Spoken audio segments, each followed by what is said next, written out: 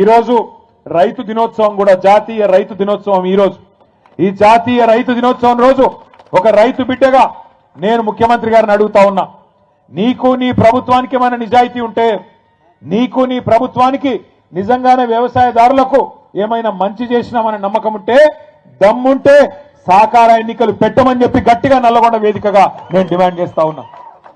తప్పించుకోవచ్చు కొన్ని రోజులు, అధికారం ఉంది కదా, నామినేషన్ల ద్వారా పదవులు నింపుకున్నాం కదా అనే ఒక తొంపుతో తప్పించుకోవచ్చు.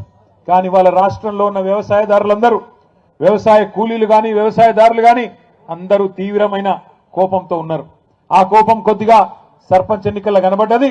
సహకార ఎన్నికలు గిన పెడితే రైతులు కర్రుగాల్చి వాత పెడతారనే భయంతో ఇలా నామినేటెడ్ పద్ధతుల్లో ఆ పదవులు నింపుకునే ప్రయత్నం చేస్తా ఉన్నాడు ముఖ్యమంత్రి గారు. 2 ఏళ్ళు అయిపోయింది.